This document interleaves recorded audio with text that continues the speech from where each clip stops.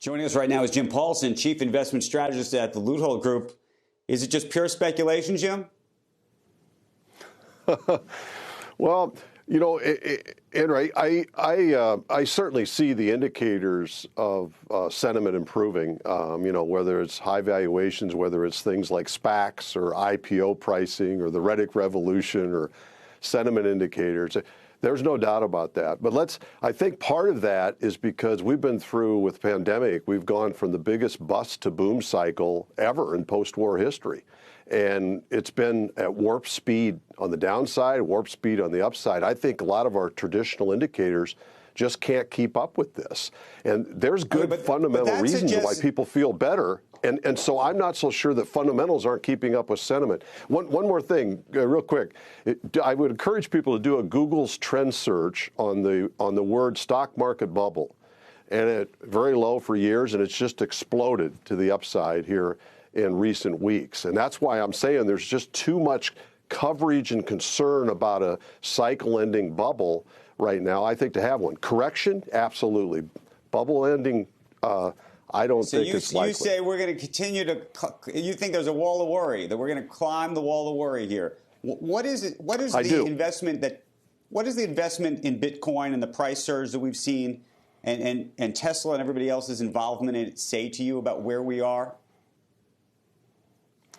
I don't know if it says a lot. I mean, Bitcoin's a new vehicle.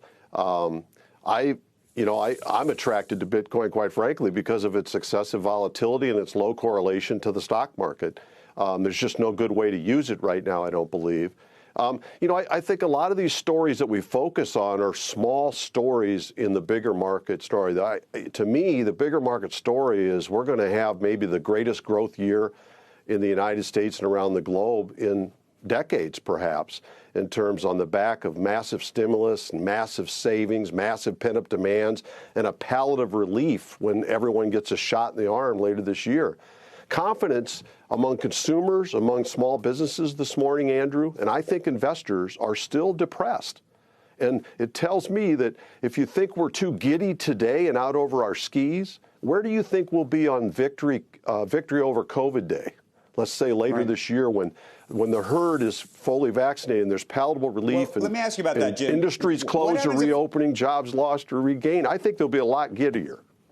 Jim, I want to be as positive as humanly possible, but what do you make of the idea that we don't get to herd immunity, that we don't actually get these vaccines out, that you look at what's happening in Israel right now, and there's actually a greater supply than there even is demand. There's efforts now to actually try to push this on people that don't even want to take it.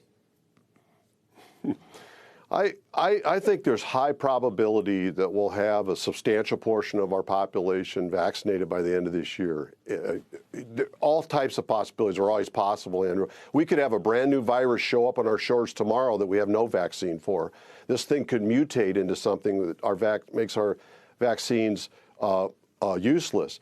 That certainly could happen, but I think it's a low probability. I think it's a high probability that by the fall time or so, we're going to have substantial vaccinations. We're already vaccinating a lot of the elderly, which means death rates are probably going to be less and hospitalizations.